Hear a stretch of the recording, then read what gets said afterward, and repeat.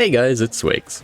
So a lot of people have asked how I get damage numbers to appear in matches, or how I delobotomize the heretics drooling in the psykanium. And unfortunately these and plenty of other quality of life features are not included in the base game, requiring a bit of game file tomfoolery to make happen, at least for PC platforms that is. While it is moddable on both Steam and Microsoft platforms for PC, modding solutions for consoles haven't been found and likely won't be for some time. Now, if you're new to modding in Darktide, or really just modding in general, you may be asking yourself, is this legal? Will I get banned? Am I breaking the law in some manner? And as disappointing as it is that you don't want to commit petty crime, I'm here to assure you that it is completely legal to do so, and Fatshark has released an official statement on the matter. And their bottom line is, as long as your mods are not invalidating another player's experience, stealing paid cosmetics in some fashion, or directly cheating in live games, you are good to go. Also, if you're new here, consider subscribing to the channel. We've got a long backlog of content from the holidays, and plenty more is in store as we rip and tear our way through 2024. So how do we start modding? Well, unfortunately, we can't just immediately start copy-pasting mods into our game, and we're gonna need to lay the groundwork first. First and foremost, we need to install the Darktide mod loader from Nexus. This is the shining foundation that enables us to install and load our mods into the game. Without this, Darktide won't even really realize that there are mods present in the game files and will just simply ignore them. To download it, visit the Nexus link in the description below and click the manual download button on the right side of its banner page. You'll need to have an account and be logged in to do this, so if you haven't made an account here, feel free to pause and do so now. But after logging in and clicking the manual download button, you'll select either the slow or fast download option below.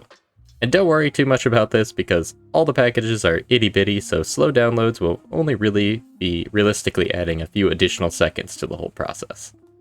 After it downloads, you'll be left with a zip file in your downloads folder. It'll contain various folders and files that will add and overwrite your original game files later. Fortunately, all we need to do to fold these in is drag and drop the files we downloaded into our game source files. As for where those are hiding, Steam users can track this information through their Steam application. But it'll likely be somewhere like program files 86/steam/steamapp/common/warhammer 40,000 Darktide. For Windows and PC Game Pass players, you can also check this through the Xbox app by using the Manage option in its right-click menu and browsing its files in a similar fashion. But if this isn't working, or you're just trying to find it manually, it'll likely be under somewhere like Xbox Games/Warhammer 40,000 Darktide. Okay, so we have our source and the mod loader files ready, so now we just need to drag and drop the package's contents into our source file directory, allowing any overwrites to do their thing. The final step left to setting up the mod loader is executing the batch file toggle darktidemods.bat. This file runs a small script that patches the game to load mods on startup, which is necessary to run after a fresh install, but also whenever the game files are updated after regular hotfixes and content releases. This isn't so much of a big deal though, and for some convenience, you can make a desktop shortcut for this file so that way you don't have to jump to your game files every update. I have mine labeled Appease the Machine Spirits so Hadron doesn't get mad at me. Now with the mod loader installed, the last critical dependency we need before we can start slapping mods into the game is the Darktide mod framework.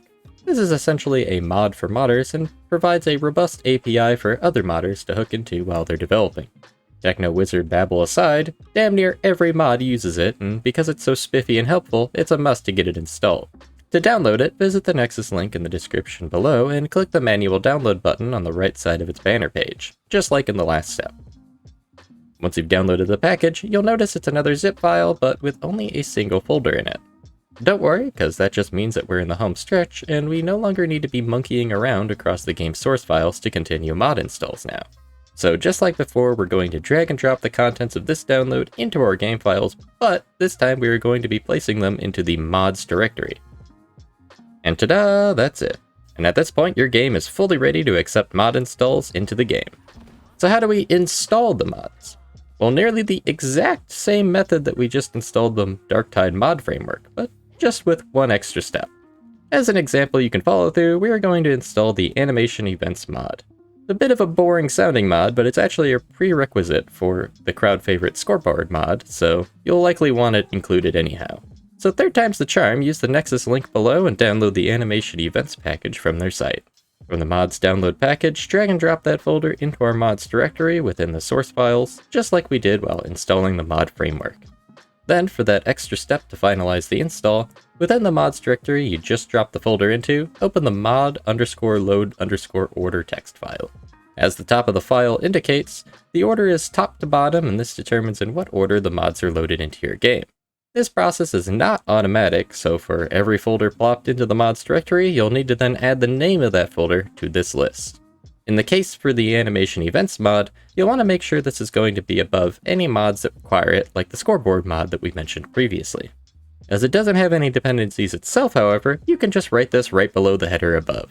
The entry needs to be exactly the same text as the folder you copied in, so in this case we're going to write animation_events. And that's it! Now, while we are at it, let's go ahead and just add the scoreboard mod too. Same process to download, and a Nexus link is provided below in the description again. Once the package is downloaded, open the zip file's contents, and once again, drag and drop the folder into your mods directory. Now open your mod load order text file and type the folder's name beneath animation events, denoting that animation events will be loaded first to ensure any necessary hooks are present for the scoreboard's mod to run. And that's it! And once you load your game, you'll notice that your pause menu now has a new mod options, option. In this menu, you can toggle active mods as well as configure individual mods that have supported options. For the scoreboard mod in this example, this includes toggling particular stats you don't care or do care about, having included in your little battle report that it gives you. So now that you've got 2 mods, what's next? Well, you can always continue to browse Nexus mods to see what else you want to include, but for a faster track to a collection of helpful mods, I've actually prepared a mod pack to download for you all. It's got a lot of general quality of life add-ons for the game that I think most players would enjoy playing around with.